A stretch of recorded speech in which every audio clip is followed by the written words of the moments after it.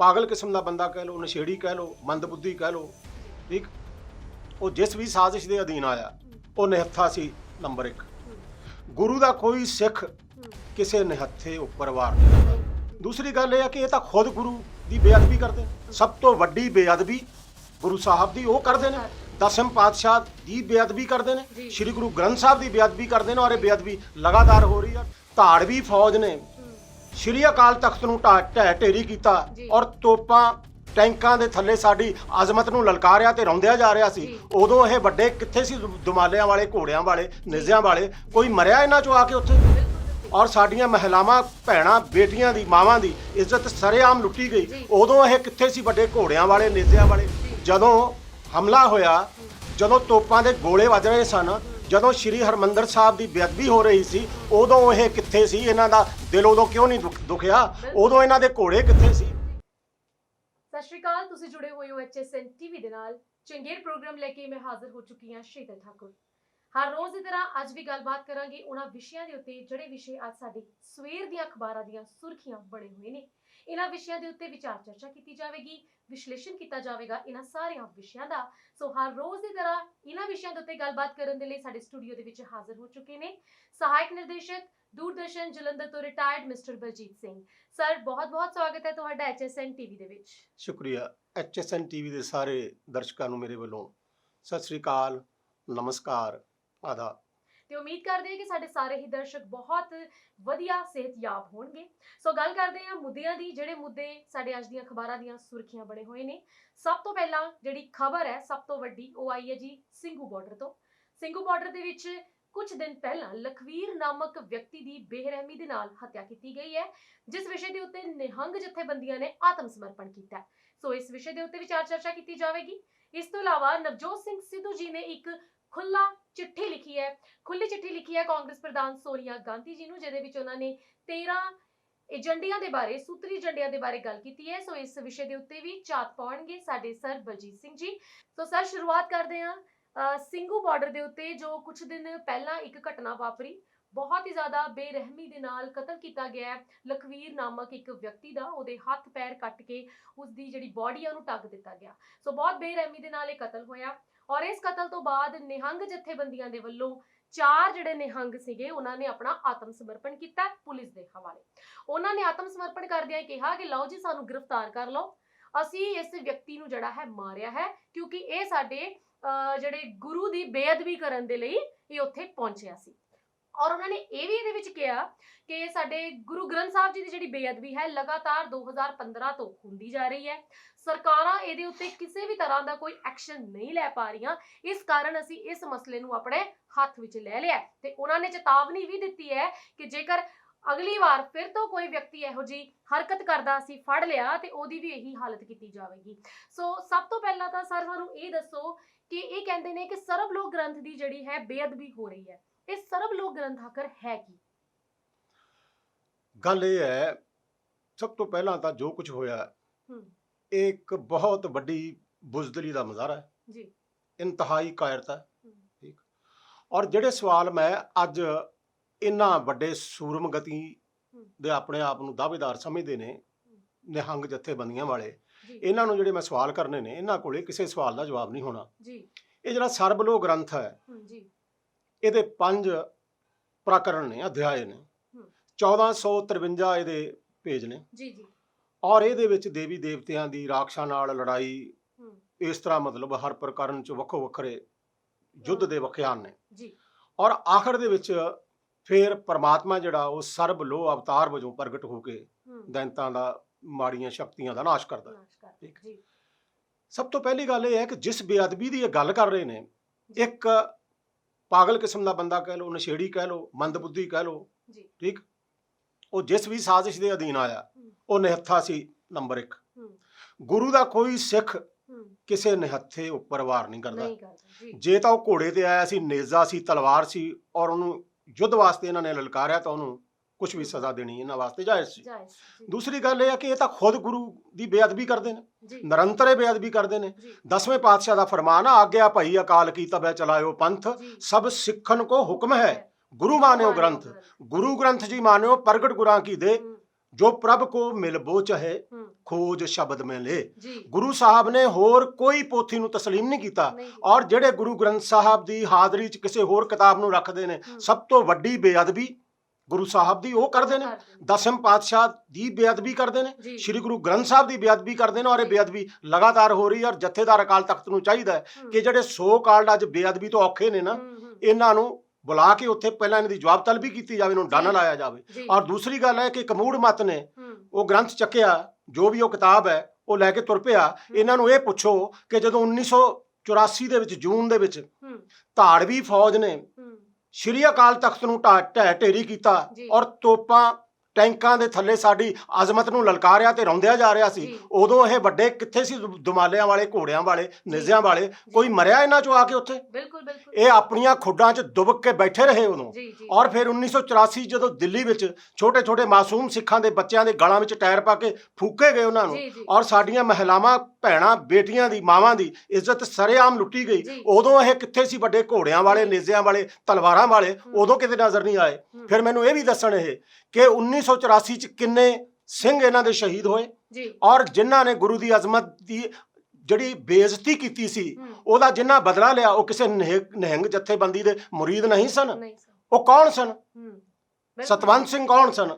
ਬੇਅੰਤ ਸਿੰਘ ਕੌਣ ਸਨ? ਜੀ। ਭਾਈ ਕੇਰ ਸਿੰਘ ਕੌਣ ਸਨ? ਜੀ। ਇਹਨਾਂ ਨੂੰ ਪੁੱਛੋ, ਉਹ ਕਿਸੇ ਨਿਹੰਗ ਜਥੇਬੰਦੀ ਦੇ ਮੁਰੀਦ ਸਨ? ਜੀ ਇਹ ਉਦੋਂ ਕਿਉਂ ਨਹੀਂ ਲੱਭੇ? ਜੀ ਜਦੋਂ ਹਮਲਾ ਹੋਇਆ, ਹੂੰ ਜਦੋਂ ਤੋਪਾਂ ਦੇ ਗੋਲੇ ਵੱਜ ਰਹੇ ਸਨ, ਹੂੰ ਜਦੋਂ ਸ਼੍ਰੀ ਹਰਮੰਦਰ ਸਾਹਿਬ ਦੀ ਬੇਅਦਬੀ ਹੋ ਰਹੀ ਸੀ, ਹੂੰ। ਉਦੋਂ ਇਹ ਕਿੱਥੇ ਸੀ? ਇਹਨਾਂ ਦਾ ਦਿਲ ਉਦੋਂ ਕਿਉਂ ਨਹੀਂ ਦੁਖਿਆ? ਬਿਲਕੁਲ। ਉਦੋਂ ਇਹਨਾਂ ਦੇ ਘੋੜੇ ਕਿੱਥੇ ਸੀ? ਜੀ ਉਦੋਂ ਇਹ ਕਿੱਥੇ ਸੀ? ਹੂੰ ਇਹ ਲੁਕੇ ਰਹੇ।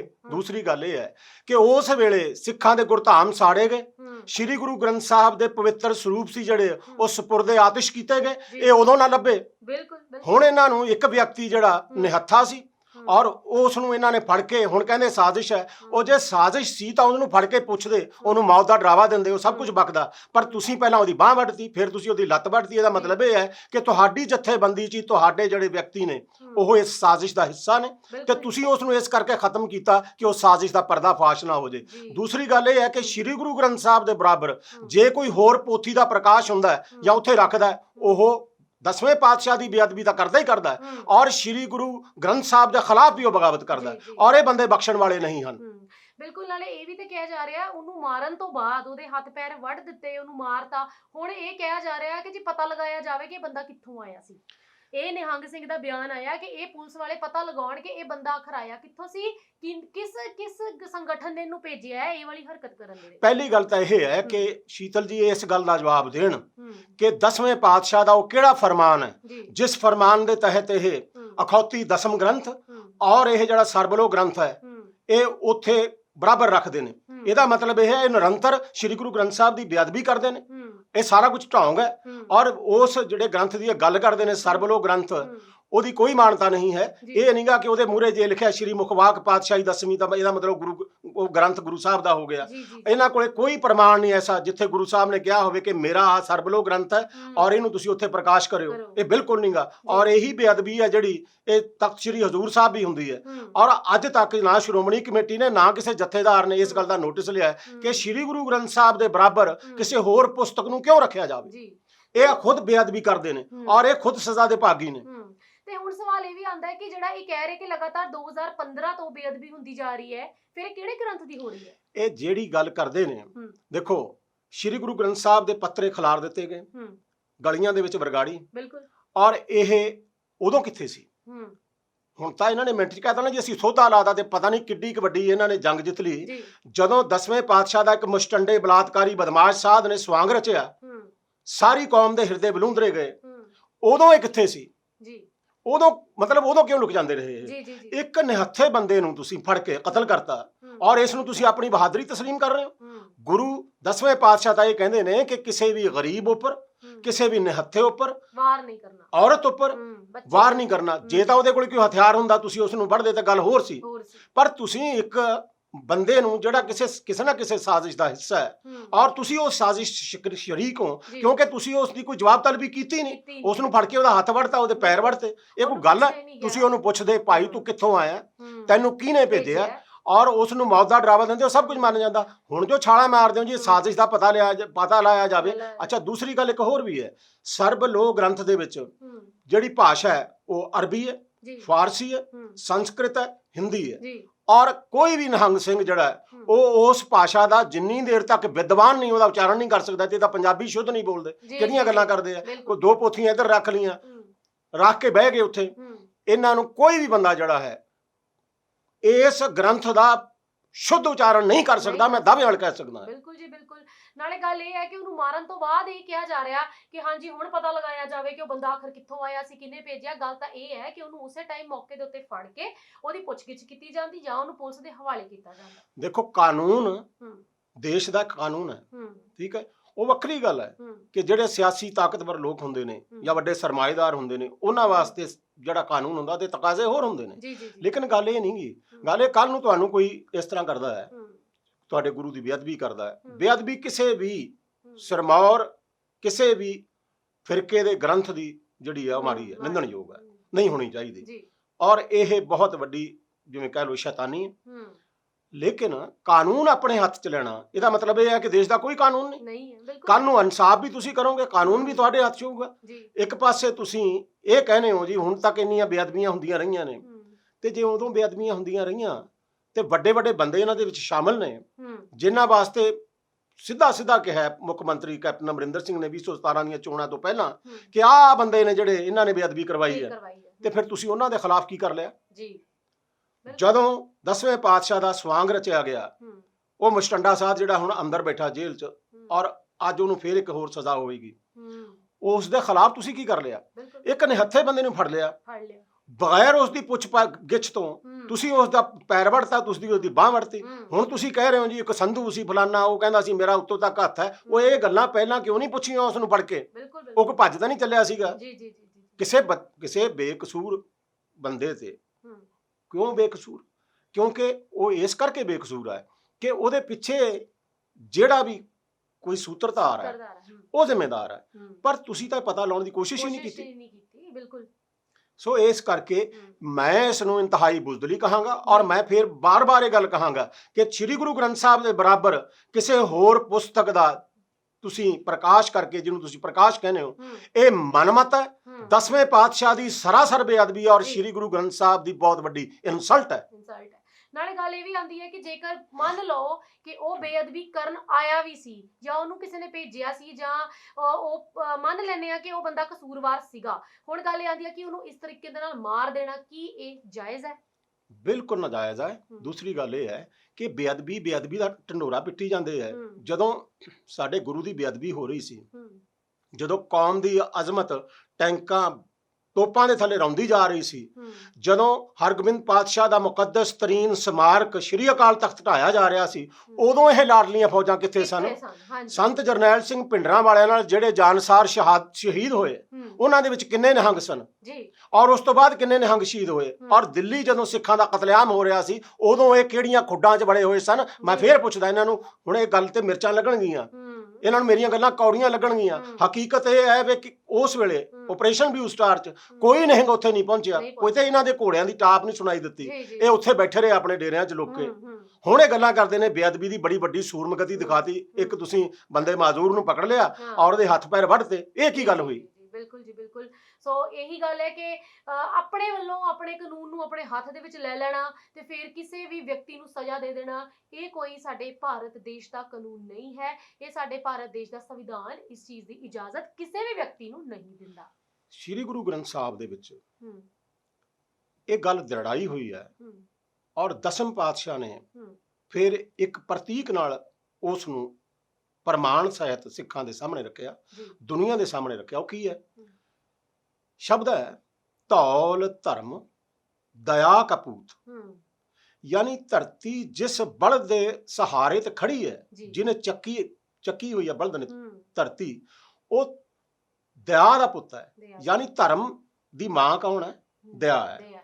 ਇਹੀ ਕਾਰਨ ਹੈ ਕਿ ਗੁਰੂ ਸਾਹਿਬ ਨੇ ਸਭ ਤੋਂ ਪਹਿਲਾਂ ਜਦੋਂ ਖਾਲਸੇ ਦੀ ਸਿਰਜਣਾ ਕੀਤੀ ਤੇ ਪਹਿਲੇ ਪਿਆਰੇ ਦਾ ਨਾਮ ਉਹਨਾਂ ਨੇ ਰੱਖਿਆ ਦਇਆ ਸਿੰਘ, ਦੂਸਰੇ ਦਾ ਰੱਖਿਆ ਧਰਮ ਸਿੰਘ, ਤੀਸਰੇ ਦਾ ਰੱਖਿਆ ਹਿੰਮਤ ਸਿੰਘ, ਚੌਥੇ ਦਾ ਰੱਖਿਆ ਮੁਹਕਮ ਸਿੰਘ, ਚੌਥੇ ਦਾ ਰੱਖਿਆ ਸਾਹਿਬ ਸਿੰਘ ਤੇ ਫਿਰ ਮੁਹਕਮ ਸਿੰਘ। ਮੋਹਕਮ ਸਿੰਘ। ਪੰਜ ਪਿਆਰੇ ਹੂੰ ਇਸ ਗੱਲ ਦਾ ਪ੍ਰਤੀਕ ਨੇ ਕਿ ਜਿਸ ਮਨ ਦੇ ਵਿੱਚ ਦਇਆ ਨਹੀਂ ਨਾ, ਹੂੰ ਉਹਦੇ ਮਨ 'ਚ ਧਰਮ ਪੈਦਾ ਨਹੀਂ ਹੋ ਨਹੀਂ ਸਕਦਾ। ਹੋ ਸਕਦਾ। ਔਰ ਜੇ ਤੁਸੀਂ ਇਸ ਤਰ੍ਹਾਂ ਦੇ ਜਾਲ ਬੁਣਦੇ ਰਹੇ ਹੂੰ, ਕਿ ਸ੍ਰੀ ਗੁਰੂ ਗ੍ਰੰਥ ਸਾਹਿਬ ਦੀ ਅਜ਼ਮਤ ਨੂੰ ਰੋਲਣ ਵਾਸਤੇ ਤੁਸੀਂ ਹੋਰ ਪੁਸਤਕਾਂ ਉਹਦੇ ਇੱਧਰ ਉੱਧਰ ਰੱਖਦੇ ਰਹੇ, ਤਾਂ ਇਹਦਾ ਮਤਲਬ ਇਹ ਹੈ ਕਿ ਤੁਹਾਡੇ ਤੋਂ ਵੱਡਾ ਖਤਰਾ ਸਿੱਖ ਪੰਥ ਨੂੰ ਹੋਰ ਕੋਈ ਹੋ ਨਹੀਂ ਸਕਦਾ। ਜੀ ਬਿਲਕੁਲ ਬਿਲਕੁਲ। ਔਰ ਫਿਰ ਇਹ ਹੈ ਕਿ ਤੁਸੀਂ ਕਿਤੇ ਆਏ ਹੂੰ ਕਿਤੇ ਪਹੁੰਚੇ। ਹੂੰ ਅੱਜ ਤੁਸੀਂ ਇੱਕ ਬੰਦੇ ਨੂੰ ਮਾਰ ਕੇ ਜੀ ਆਪਣੇ ਆਪ ਨੂੰ ਬੜੇ ਮਤਲਬ ਕਿ ਤੁਸੀਂ ਬਹਾਦਰ ਗਰਦਾਨ ਰਹੇ ਹੋ, ਹੂੰ, ਜਿੱਥੇ ਤੁਹਾਡੀ ਬਹਾਦਰੀ ਦੀ ਜ਼ਰੂਰਤ ਸੀ, ਹੂੰ, ਜਦੋਂ ਕੌਮ ਦੀ ਅਜ਼ਮਤ ਲੁੱਟੀ ਜਾ ਰਹੀ ਸੀ, ਜੀ ਜਦੋਂ ਸ੍ਰੀ ਗੁਰੂ ਗ੍ਰੰਥ ਸਾਹਿਬ ਦੀ ਬੇਅਦਬੀ ਹੋ ਰਹੀ ਸੀ, ਜੀ ਉਦੋਂ ਤੁਸੀਂ ਕਿੱਥੇ ਸੀ? ਉਦੋਂ ਤੁਸੀਂ ਬਾਹਰ ਨਾ ਆਏ। ਜੀ ਬਿਲਕੁਲ ਜੀ ਬਿਲਕੁਲ। ਸੋ ਇਸ ਤੋਂ ਬਾਅਦ ਹੁਣ ਆਪਾਂ ਗੱਲ ਕਰਦੇ ਹਾਂ ਅਗਲੇ ਮੁੱਦੇ ਦੀ। ਸਾਡਾ ਅਗਲਾ ਮੁੱਦਾ ਹੈ ਬਲਜੀਤ ਸਿੰਘ ਜੀ ਕਿ ਨਵਜੋਤ ਸਿੰਘ ਸਿੱਧੂ, ਜਿਹੜੇ ਕਿ ਪਤਾ ਹੀ ਨਹੀਂ ਕਿ ਇਸ ਵੇਲੇ ਪੰਜਾਬ ਦੇ ਉਹ ਪ੍ਰਧਾਨ ਹੈਗੇ ਨੇ ਜਾਂ ਨਹੀਂ ਹੈਗੇ, ਕਿਉਂਕਿ ਇਹ ਜਿਹੜਾ ਭੰਬਲ ਭੂਸਾ ਹਜੇ ਤੱਕ ਇਹ ਕਲੀਅਰ ਹੀ ਨਹੀਂ ਹੋਇਆ। ਦੂਜੀ ਗੱਲ, ਉਹ ਸ਼ੁੱਕਰਵਾਰ ਨੂੰ ਮਿਲ ਕੇ ਆਏ ਨੇ ਰਾਹੁਲ ਗਾਂਧੀ ਜੀ ਨੂੰ, ਉਹਨਾਂ ਨਾਲ ਉਹਨਾਂ ਨੇ ਉੱਥੇ ਦਿੱਲੀ ਮੁਲਾਕਾਤ ਕੀਤੀ। ਮੁਲਾਕਾਤ ਤੋਂ ਬਾਅਦ ਉਹਨਾਂ ਨੇ ਬਿਆਨ ਦਿੱਤਾ ਕਿ ਰਾਹੁਲ ਗਾਂਧੀ ਜੀ ਇਹ ਕਹਿੰਦੇ ਪਏ ਹੈ ਕਿ ਮੇਰੇ ਮਨ ਦੇ ਵਿੱਚ ਜਿੰਨੇ ਵੀ ਪੰਜਾਬ ਨੂੰ ਲੈ ਕੇ ਮੁੱਦੇ ਨੇ, ਅਸੀਂ ਉਹਦੇ ਉੱਤੇ ਕੰਮ ਕਰਾਂਗੇ, ਯਾਨੀ ਕਿ ਉਹਨਾਂ ਨੇ ਮੈਨੂੰ ਪੂਰੀ ਤਰ੍ਹਾਂ ਸਹਿਮਤੀ ਦੇ ਦਿੱਤੀ ਹੈ। ਫਿਰ ਅਚਾਨਕ ਕੀ ਹੋ ਗਿਆ ਕਿ ਐਤਵਾਰ ਨੂੰ ਉਹਨਾਂ ਨੇ ਇੱਕ ਹੋਰ ਚਿੱਠੀ ਲਿਖੀ, ਜਿਹਦੇ ਵਿੱਚ ਉਹਨਾਂ ਨੇ ਇਹ ਕਿਹਾ ਕਿ ਜਿਹੜਾ 13 ਸੂਤਰੀ ਏਜੰਡੇ ਨੇ, ਜੀ ਜੀ, ਜਿਹਦੇ ਉੱਤੇ ਕੈਪਟਨ ਸਰਕਾਰ ਵੀ ਕੰਮ ਨਹੀਂ ਸੀ ਕਰ ਰਹੀ ਤੇ ਹੁਣ ਚੰਨੀ ਸਰਕਾਰ ਵੀ ਉਹਦੇ ਉੱਤੇ ਕੰਮ ਨਹੀਂ ਕਰ ਰਹੀ। ਗੱਲ ਤਾਂ ਇਹ ਆਂਦੀ ਹੈ ਕਿ ਆਖਰ ਇਹ ਬਾਰ-ਬਾਰ ਇਹਨਾਂ ਦੀ ਗੱਲਬਾਤ ਜਿਹੜੀ ਹੈ ਕਿਉਂ ਬਦਲ ਜਾਂਦੀ ਹੈ, ਇਹ ਕਿਹੜੇ 13 ਏਜੰਡੀ ਸੂਤਰੇ ਨੇ? ਦੂਜੀ ਗੱਲ, ਕੁਝ ਸਮਾਂ ਪਹਿਲਾਂ ਇਹੀ ਜਿਹੜੇ ਸੂਤਰ ਸੀਗੇ ਇਹ 18 ਸੀਗੇ, ਹੁਣ ਇਹ 13 ਹੋ ਗਏ ਨੇ। ਉਹ ਜਿਹੜੇ 5 ਨੇ ਕੀ ਉਹ ਹੱਲ ਹੋ ਚੁੱਕੇ ਨੇ? ਦੇਖੋ ਇਹ ਸਾਰਾ ਕੁਝ ਜਿਹੜਾ ਹੈ, ਹੂੰ ਅਲਾਮਾ ਇਕਬਾਲ ਦਾ ਸ਼ੇਰ ਹੈ, ਕਿਸੇ ਨਹੀਂ ਹੈ ਤਮन्ना ए सरवरी लेकिन ਹੂੰ खुदी की मौत हो जिसमें वो सरवरी क्या है। ਹੂੰ ਮਤਲਬ ਜੇ ਤੁਸੀਂ ਆਪਣੀ ਖੁਦੀ ਵੇਚ ਕੇ ਬਾਦਸ਼ਾਹਤ ਅਖਤਿਆਰ ਕਰਨਾ ਚਾਹੁੰਦੇ ਹੋ ਹੂੰ ਤਾਂ ਫਿਰ ਉਹਦਾ ਮਤਲਬ ਕੋਈ ਨਹੀਂ। ਕੋਈ ਨਹੀਂ। ਤੁਸੀਂ ਆਪਣੇ ਸਵੈਮਾਨ ਨੂੰ, ਆਪਣੇ ਜ਼ਮੀਰ ਨੂੰ ਗਿਰਵੀ ਰੱਖ ਰਹੇ ਹੋ। ਹੂੰ ਅਤਾਇਰੇ ਲਾਹੂਤੀ उस रिज्क से मौत अच्छी, ਹੂੰ जिस रिज्क से आती हो परवाज में कोताही। ਹੂੰ ਜੇ ਚੋਗਾ ਚੁਗਣ ਵਾਸਤੇ ਤੁਹਾਨੂੰ ਇੱਕ ਤਰ੍ਹਾਂ ਨਾਲ ਆਪਣਾ ਈਮਾਨ ਬਦਲਣਾ ਪਵੇ, ਹੂੰ ਆਪਣਾ ਰਸਤਾ ਬਦਲਣਾ ਪਵੇ, ਹੂੰ ਤਾਂ ਕਹਿੰਦੇ ਫਿਰ ਲਾਹੂਤ ਦੇ ਪੰਛੀ, ਲਾਹੂਤ ਇੱਕ ਸਵਰਗ ਦਾ ਨਾਮ ਹੈ, ਜੀ ਕਿ ਫਿਰ ਮੌਤ ਚੰਗੀ ਹੈ ਉਹਦੇ ਤੋਂ। ਜੀ ਹੁਣ ਇੱਥੇ ਸਵਾਲ ਇਹ ਹੈ ਕਿ ਭੁੱਖ ਸਰਵਰੀ ਦੀ ਹੈ, ਜੀ ਭੁੱਖ ਹੈ ਹੁਕਮਰਾਨੀ ਦੀ, ਕੁਰਸੀ ਦੀ। ਕੁਰਸੀ ਦੀ। ਹੂੰ ਔਰ ਇਹ ਸਾਰਾ ਜੰਜਾਲ ਜਿਹੜਾ ਹੈ 13 ਨੂੰ 31, 18 ਨੂੰ 31, ਹੂੰ ਇਹ 4.5 ਸਾਲ ਤਾਂ ਠੋਕੋ ਤਾਲੀ ਨੂੰ ਯਾਦ ਨਹੀਂ ਆਇਆ। ਜੀ ਬਿਲਕੁਲ। ਉਦੋਂ ਇਹ ਕਈ ਸਾਲ ਚੁੱਪ ਹੀ ਰਿਹਾ। ਹੂੰ ਨਾ ਪੰਜਾਬ ਦੀ ਬਿਹਤਰੀ ਦਾ ਖਿਆਲ ਆਇਆ, ਹੂੰ ਨਾ ਪੰਜਾਬ ਦੀ ਬੇਰੁਜ਼ਗਾਰੀ ਦਾ ਖਿਆਲ ਆਇਆ, ਜੀ ਨਾ ਘਰ ਘਰ ਨੌਕਰੀ ਦਾ ਖਿਆਲ ਆਇਆ, ਹੂੰ ਨਾ ਕਿਸਾਨਾਂ ਦੇ ਕਰਜ਼ਿਆਂ ਦਾ ਖਿਆਲ ਆਇਆ, ਹੂੰ ਨਾ ਕਿਸਾਨਾਂ ਦਾ ਖਿਆਲ ਆਇਆ, ਹੂੰ ਨਾ ਆਤਮ ਜਿਹੜੇ ਘਾਤ ਕਰਕੇ ਹੂੰ ਪਰਿਵਾਰ ਜਿਹਨੇ ਪਿੱਛੇ ਪੀੜਿਤ ਹੋ ਗਏ, ਹੂੰ ਲਾਚਾਰ ਹੋ ਗਏ ਰੋਜ਼ੀ ਜੀ। ਰੋਟੀ ਤੋਂ, ਨਾ ਕਦੇ ਇਹਨੂੰ ਉਹਨਾਂ ਦਾ ਖਿਆਲ ਆਇਆ, ਜੀ ਜੀ ਜੀ ਨਾ ਇਹਨੂੰ ਆਂਗਣਵਾੜੀ ਵਰਕਰਾਂ ਦਾ ਖਿਆਲ ਆਇਆ, ਹੂੰ ਨਾ ਇਹਨਾਂ ਨੂੰ ਮੁਲਾਜ਼ਮ ਜਥੇਬੰਦੀਆਂ ਦਾ ਖਿਆਲ ਆਇਆ। ਹੂੰ। ਹੁਣ ਇਹਨੂੰ ਯਕਦਮ ਸਾਰੇ ਖਿਆਲ ਆ ਗਏ ਨੇ। ਖਿਆਲ ਆ ਠੀਕ। ਦੂਸਰੀ ਗੱਲ, ਗਿਆ। ਇਹ ਵਿਅਕਤੀ ਪਹਿਲਾਂ ਇਹ ਚਾਹੁੰਦਾ ਸੀਗਾ ਕਿ ਕੈਪਟਨ ਅਮਰਿੰਦਰ ਸਿੰਘ ਮੈਨੂੰ ਕੰਮ ਨਹੀਂ ਕਰਨ ਦਿੰਦੇ, ਜੀ ਹੁਣ ਇਹਨੂੰ ਚੰਨੀ ਨਹੀਂ ਕਰਨ ਦਿੰਦੇ। ਹੂੰ ਠੀਕ। ਔਰ ਜਿਹੜੀਆਂ 2-3 ਗੱਲਾਂ ਦਾ ਇਹਨੇ ਮੁਤਾਲਬਾ ਕੀਤਾ ਔਰ ਜਿਹਦੇ ਚ ਰੋਸ ਵਜੋਂ ਇਹਨੇ ਪ੍ਰਧਾਨਗੀ ਤੋਂ ਅਸਤੀਫਾ ਦਿੱਤਾ, ਹੂੰ ਉਹ ਇਹ ਸੀ ਕਿ ਆਈਜੀਪੀ ਜਿਹੜੇ ਆਪਣੇ ਡੀਜੀਪੀ ਨੇ ਇਕਬਾਲਪ੍ਰੀਤ ਸਿੰਘ ਸਹੋਤਾ, ਉਹਨਾਂ ਨੂੰ ਬਦਲਿਆ ਜਾਵੇ, ਹੂੰ ਔਰ ਦੂਸਰਾ ਸੀ ਐਡਵੋਕੇਟ ਜਨਰਲ ਨੂੰ ਬਦਲਿਆ ਜਾਵੇ। ਬਦਲਿਆ ਪਹਿਲਾਂ ਇਹ ਰਾਣਾ ਗੁਰਜੀਤ ਦੇ ਸੰਬੰਧ ਵਿੱਚ ਵੀ ਹੌਲੀ ਹੌਲੀ ਪਹਿਲਾਂ ਆਵਾਜ਼ ਉਠਾਉਂਦੇ ਰਹੇ ਖਾਂਦੇ ਰਹੇ। ਕਿ ਇਹ ਕਿਉਂਕਿ ਸ਼ੱਕੀ ਕਿਰਦਾਰ ਵਾਲੇ ਨੇ, ਇਹਦਾ ਕਹਿਣਾ ਸੀਗਾ, ਹਾਂਜੀ ਹਾਂਜੀ ਜਦ ਕਿ ਉਹਨਾਂ ਦੇ ਉੱਪਰ ਕੋਈ ਐਸਾ ਦਾਗ ਨਹੀਂ ਹੈ ਸਾਬਤ ਕਰ ਸਕਿਆ ਕੋਈ ਬਿਲਕੁਲ। ਕਮਿਸ਼ਨ। ਹੂੰ, ਦੂਸਰੀ ਗੱਲ, ਹੌਲੀ ਹੌਲੀ ਉਹ ਨੁਕਤਾ ਤਾਂ ਇਹਨਾਂ ਨੇ ਬਦਲਤਾ, 2 ਰਹਿ ਗਏ, 2 ਵੀ ਪੂਰੇ ਨਹੀਂ ਹੋਏ। ਹੂੰ, ਜਿਸ ਗੱਲੋਂ ਅਸਤੀਫਾ ਦਿੱਤਾ ਸੀ, ਫਿਰ ਇਹਨਾਂ ਨੂੰ ਇਹ ਲੱਗਿਆ ਕਿ ਬਾਜ਼ੀ ਤਾਂ ਮੈਂ ਹਾਰ ਗਿਆ, ਔਰ ਹਾਰ ਗਿਆ ਬਾਜ਼ੀ। ਹਾਰੀ। ਔਰ ਹੁਣ ਇਹ ਕਦੇ ਰਾਹੁਲ ਗਾਂਧੀ ਕੋਲੇ, ਹੂੰ, ਕਦੇ ਇਹ ਕਿਸੇ ਦੀ ਮਤਲਬ ਇਹ ਸੋਚਦੇ ਨੇ ਵੀ ਹਾਈ ਕਮਾਂਡ ਦੀਆਂ ਨਜ਼ਰਾਂ 'ਚ ਮੈਂ ਉੱਚਾ ਰਹਾ ਹੂੰ, ਔਰ ਲੋਕਾਂ ਦੇ ਵਿੱਚ ਇਹ ਪ੍ਰਭਾਵ ਦੇਵਾਂ ਕਿ ਜੀ ਮੈਂ ਤਾਂ ਆਪਣੀ ਮਤਲਬ ਗੱਲਬਾਤ ਤੇ ਕਾਇਮ ਆ। ਹੂੰ, ਸਿਰਫ ਚਾਹਤ ਕੀ ਹੈ? ਹੂੰ, ਚਾਹਤ ਇਹ ਹੈ ਵੀ ਮੈਨੂੰ ਜਿਵੇਂ ਕਿਵੇਂ ਪੰਜਾਬ ਦਾ ਮੁੱਖ ਮੰਤਰੀ ਬਣਾ ਬਣਾ ਦਿਓ। ਦਿੱਤਾ ਜਾਵੇ। ਔਰ ਇਹਨੂੰ ਪਹਿਲਾਂ ਵਹਿਮ ਸੀ, ਇਸ ਨੂੰ ਭਰਮ ਸੀ ਹੂੰ, ਕਿ ਮੈਂ ਚਰਨਜੀਤ ਸਿੰਘ ਚੰਨੀ ਦੇ ਮੁੱਖ ਮੰਤਰੀ ਬਣਨ ਤੋਂ ਬਾਅਦ ਹੂੰ, ਅਸਲ ਵਿੱਚ ਮੁੱਖ ਮੰਤਰੀ ਮੈਂ ਹੋਵਾਂਗਾ। ਮੈਂ ਹੋਵਾਂਗਾ। ਪਰ ਚਰਨਜੀਤ ਸਿੰਘ ਚੰਨੀ ਦਾ ਜੋ ਪ੍ਰਭਾਵ ਹੈ, ਹੂੰ, ਜਿਹਨੂੰ ਮਰਜ਼ੀ ਤੁਸੀਂ ਪੁੱਛ ਲਓ, ਹੂੰ, ਕੋਈ ਬਹੁਤਾ ਕੱਟੜ ਆਲੋਚਕ ਹੁੰਦਾ ਨਾ ਜਿਹੜਾ, ਹੂੰ, ਉਹ ਵੀ ਇੰਨਾ ਕੁ ਜ਼ਰੂਰ ਕਹਿ ਜਾਂਦਾ ਵੀ ਯਾਰ ਠੀਕ ਹੈ ਵੀ ਚੰਨੀ ਜੀ ਨੇ ਕੋਈ ਐਸਾ ਅਜੇ ਤੱਕ ਕੰਮ ਨਹੀਂ ਕੀਤਾ ਜਿਹਦੇ ਕਰਕੇ ਅਸੀਂ ਉਹਨਾਂ ਦੀ ਆਲੋਚਨਾ ਕਰੀਏ। ਬਾਕੀ ਇਹ ਹੈ ਕੱਟੜ ਆਲੋਚਕ ਵੀ ਕਹਿੰਦੇ ਚਲੋ ਦੇਖਦੇ ਹਾਂ।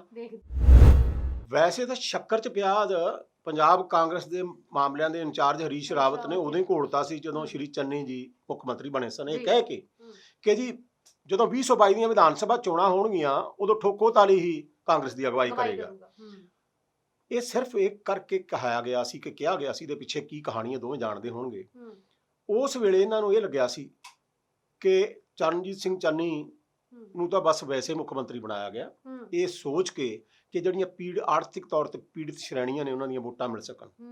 ਲੇਕਿਨ ਚੰਦ ਦਿਨਾਂ ਦੇ ਵਿੱਚ ਹੀ ਸ਼੍ਰੀ ਚੰਨੀ ਨੇ ਆਪਣਾ ਪ੍ਰਭਾਵ ਇੰਨਾ ਕਾਇਮ ਕਰ ਲਿਆ, ਔਰ ਖਾਸ ਕਰਕੇ ਜਿਹੜੇ ਵੀ ਉਹਨਾਂ ਦੀ ਕੈਬਨਿਟ ਵਿੱਚ ਸ਼ਾਮਲ ਵਜ਼ੀਰ ਨੇ, ਜਿਸ ਤਰ੍ਹਾਂ ਉਹ ਕੰਮ ਕਰ ਰਹੇ ਨੇ, ਜਿਵੇਂ ਉਹ ਯਤਨਸ਼ੀਲ ਨੇ, ਜਿਵੇਂ ਲੋਕਾਂ ਦੀਆਂ ਮੰਗਾਂ ਪੂਰੀਆਂ ਕਰਨ ਵਾਸਤੇ ਉਹ ਅੱਗੇ ਨੂੰ ਆ ਰਹੇ ਨੇ, ਔਰ ਜਿਵੇਂ 2 ਵਜੇ ਤੱਕ ਉਹ ਹਰ ਕਿਸੇ ਦੀ ਗੱਲ ਸੁਣ ਰਹੇ ਨੇ, ਜਿਵੇਂ ਰਾਜਾ ਵੜਿੰਗ ਨੇ ਟਰਾਂਸਪੋਰਟ ਮੰਤਰੀ ਬਣ ਕੇ, ਭਾਵੇਂ ਥੋੜੀਆਂ ਬਹੁਤ ਡਰਾਮੇਬਾਜ਼ੀਆਂ ਤਾਂ ਹੁੰਦੀਆਂ ਨੇ ਲੋਕਾਂ ਨੂੰ ਆਪਣੇ ਨਾਲ ਲਾਉਣ ਵਾਸਤੇ, ਪਰ ਕੁਝ ਕੰਮ ਉਹਨਾਂ ਚੰਗੇ ਵੀ ਕੀਤੇ ਨੇ। ਔਰ ਜੇ ਇਸੇ ਰਫ਼ਤਾਰ ਨਾਲ ਕੰਮ ਚੰਗੇ ਹੁੰਦੇ ਰਹਿਣਗੇ ਤਾਂ ਫਿਰ ਠੋਕੋ ਤਾਲੀ ਪੰਜਾਬ ਕਾਂਗਰਸ ਦੀ ਅਗਵਾਈ ਨਹੀਂ ਕਰ ਸਕੇਗਾ। ਔਰ ਇਹ ਜਿਹੜੀਆਂ ਸਾਰੀਆਂ ਹੁਣ ਤੱਕ ਡਰਾਮੇਬਾਜ਼ੀਆਂ ਕਰ ਰਹੇ ਠੋਕੋ ਤਾਲੀ ਕਿ ਜੀ ਕਦੇ ਚਿੱਠੀ ਲਿਖਤੀ, ਪਹਿਲੀ ਗੱਲ ਇਹ ਹੈ ਜਿਸ ਗੱਲੋਂ ਤੈਨੂੰ ਹਾਈ ਕਮਾਨ ਨੇ ਵਰਜਿਆ ਸੀ ਕਿ ਭਾਈ ਜਿਹੜੀ ਤੂੰ ਗੱਲ ਕਰਨੀ ਹੈ ਨਾ ਉਹ ਗੱਲ ਤੂੰ ਪਸੇ ਪਰਦਾ ਸਾਡੇ ਕੋਲੇ ਆ ਕੇ ਕਰ ਲੈ।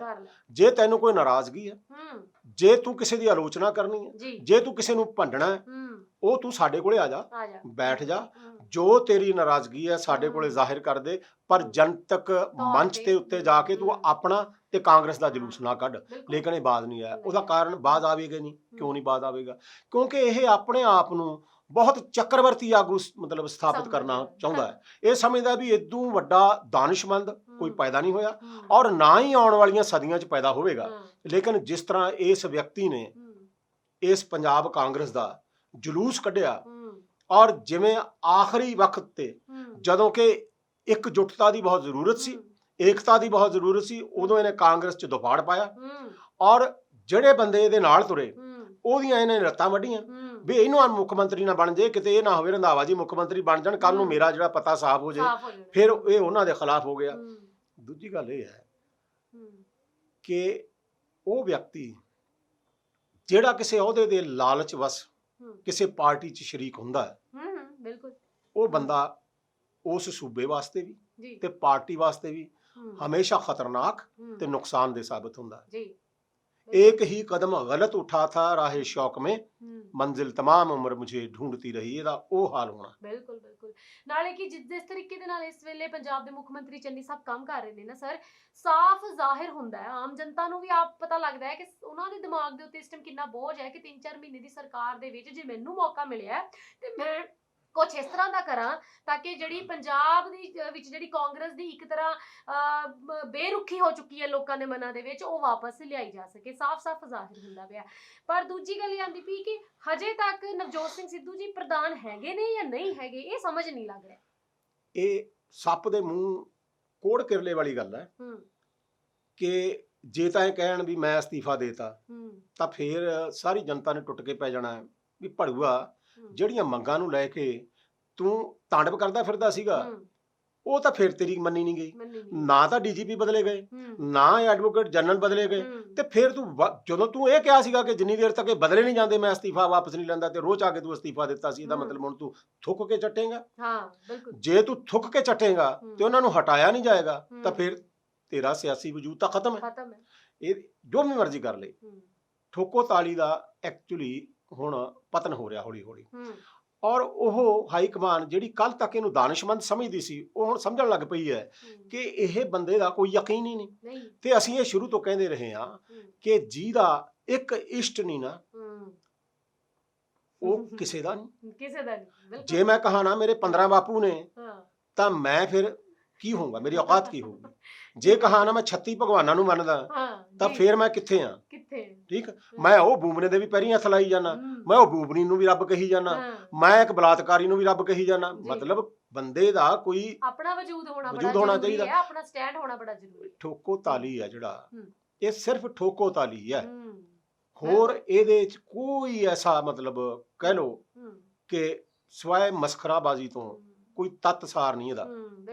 ਔਰ ਇਹ ਜੇ ਹਾਈ ਕਮਾਨ ਨਾ ਸਮਝੀ ਜਾਂ ਇਸ ਨੂੰ ਇਹ ਸਮਝਾਇਆ ਨਾ ਗਿਆ ਕਿ ਭਾਈ ਤੂੰ ਮੌਨ ਵਰਤ ਨਾ ਥੋੜਾ ਨਾ ਰੱਖਿਆ ਕਰ, ਘੱਟੋ ਘੱਟ 5-6 ਸਾਲ ਵਾਸਤੇ ਮੌਨ ਵਰਤ ਰੱਖ ਲਾ, ਕਾਂਗਰਸ ਦੇ ਇਹੀ ਭਲੇ 'ਚ ਹੈ। ਨਹੀਂ ਇਹ ਬੰਦਾ ਸਾਰੀ ਕਾਂਗਰਸ ਨੂੰ ਤਬਾਹ ਕਰ ਦੇਗਾ। ਔਰ ਆਉਣ ਵਾਲੀਆਂ 2022 ਦੀਆਂ ਜਿਹੜੀਆਂ ਵਿਧਾਨ ਸਭਾ ਚੋਣਾਂ ਹੈ ਉਹਦੇ 'ਚ ਕਾਂਗਰਸ ਦਾ ਕੱਖ ਨਹੀਂ ਵੱਟਿਆ ਜਾਣਾ, ਵੱਟਿਆ ਤਾਂ ਕਿਸੇ ਪਾਰਟੀ ਦਾ ਵੀ ਜਾਣਾ, ਫਿਰ ਖਿਚੜੀ ਜੀ ਹੋ ਜਾਣੀ ਹੈ। ਠੀਕ ਹੈ, ਲੋਕਾਂ ਨੂੰ ਇਹ ਨਹੀਂ ਸਮਝ ਲੱਗਣਾ ਵੀ ਇਹ ਕਰੀਏ ਤਾਂ ਕੀ ਕਰੀਏ ਅਸੀਂ। ਬਿਲਕੁਲ ਜੀ, ਨਾਲੇ 5-6 ਸਾਲ ਤਾਂ ਸਰ ਤੁਸੀਂ ਬਹੁਤ ਜ਼ਿਆਦਾ ਕਹਿਤੇ। ਮੈਂ ਤਾਂ ਇਹ ਕਹਿੰਦੀ ਹਾਂ ਜਿੰਨੀ ਦੇਰ ਤੱਕ ਚੋਣਾਂ ਸਿਰ ਤੇ ਨੇ ਨਾ ਉਨੀ ਦੇਰ ਤੱਕ ਹੀ ਮੌਨ ਵਰਤ ਰੱਖ ਲੈਣ, ਤਾਂ ਹੀ ਸ਼ਾਇਦ ਪੰਜਾਬ ਕਾਂਗਰਸ ਦਾ ਜਿਹੜਾ ਵਜੂਦ ਹੈ ਵਾਪਸ ਜਿਹੜਾ ਆ ਸਕਦਾ ਹੈ। ਉਮੀਦ ਹੈ, ਕਿਉਂਕਿ ਕਾਂਗਰਸ ਜਿਹੜੀ ਸਰਕਾਰ ਹੈ ਕਾਫੀ ਹੱਦ ਤੱਕ ਪੰਜਾਬ ਦੇ ਵਿੱਚ ਕਾਫੀ ਵਾਰ ਰਾਜ ਕਰ ਚੁੱਕੀ ਹੈ। ਲੋਕਾਂ ਦੇ ਮਨਾਂ ਦੇ ਵਿੱਚ ਕਾਂਗਰਸ ਨੂੰ ਲੈ ਕੇ ਕਾਫੀ ਇੱਕ ਪੈਠ ਬਣ ਚੁੱਕੀ ਸੀ, ਜਿਹੜੀ ਨਵਜੋਤ ਸਿੰਘ ਸਿੱਧੂ ਦੇ ਆਉਣ ਤੋਂ ਬਾਅਦ ਗੁੰਮਣੀ ਸ਼ੁਰੂ ਹੋ ਗਈ। ਸ਼ੀਤਲ ਜੀ, ਚਰਨਜੀਤ ਸਿੰਘ ਚੰਨੀ ਜਦੋਂ ਮੁੱਖ ਮੰਤਰੀ ਬਣਦੇ ਆ ਉਦੋਂ ਕਈ ਬੰਦੇ ਭਵਿੱਖਬਾਣੀਆਂ ਕਰਦੇ ਆ ਕਿ ਯਾਰ ਇਹ ਬੰਦਾ ਤੁਸੀਂ ਕਿੱਥੋਂ ਲਿਆਏ। ਬਿਲਕੁਲ। ਔਰ ਇਹਦਾ ਕੋਈ ਬਤੌਰ ਕੈਬਨਿਟ ਮੰਤਰੀ ਵੀ ਕੋਈ ਏਡਾ ਉਹ ਨਹੀਂ ਕੀਤਾ। ਰਾਹੁਲ ਗਾਂਧੀ ਨੇ ਇੱਕ ਬੜੀ ਵੱਡੀ ਗੱਲ ਕਹੀ ਵਰਕਿੰਗ ਕਮੇਟੀ ਦੀ ਮੀਟਿੰਗ 'ਚ ਕਿ ਮੈਂ ਜਦੋਂ ਚਰਨਜੀਤ ਸਿੰਘ ਚੰਨੀ ਨੂੰ ਦੱਸਿਆ ਕਿ ਤੁਸੀਂ ਮੁੱਖ ਮੰਤਰੀ ਬਣਨ ਜਾ ਰਹੇ ਹੋ ਤਾਂ ਬੜੇ ਭਾਵੁਕ ਹੋ ਗਏ, ਮਤਲਬ ਰੋਣ ਲੱਗ ਗਏ। ਕਹਿੰਦੇ ਮੈਂ ਤੁਹਾਨੂੰ ਦੱਸਣਾ ਚਾਹੁੰਦਾ, ਵਰਕਿੰਗ ਕਮੇਟੀ 'ਚ ਉਹਨੇ ਗੱਲ ਕਹੀ ਕਿ ਇਹਨਾਂ ਲੋਕਾਂ ਵਾਸਤੇ ਹੀ ਅਸੀਂ ਹਾਂ, ਇਹਨਾਂ ਲੋਕਾਂ ਦਾ ਸਰਪੱਖੀ ਵਿਕਾਸ ਹੀ ਕਾਂਗਰਸ ਦਾ ਮੁੱਖ ਏਜੰਡਾ ਹੈ। ਔਰ ਜੇ ਇਹ ਲੋਕ ਵਧਣ ਫੁੱਲਣਗੇ ਨਹੀਂ ਤਾਂ ਇਹ ਸਮਾਜ ਜਿਹੜਾ ਹੈ ਅਮੀਰ ਨਹੀਂ ਹੋ ਸਕਦਾ, ਇਹ ਗੁਰਬਤ ਦੀ ਗਾਰ ਦੇ ਵਿੱਚ ਹੀ ਦਫਨ ਹੋਵੇਗਾ। ਇਹ ਗੱਲਾਂ ਉਹਨਾਂ ਨੇ ਸਿੱਧੇ ਤੌਰ ਤੇ ਕਹੀਆਂ ਨੇ।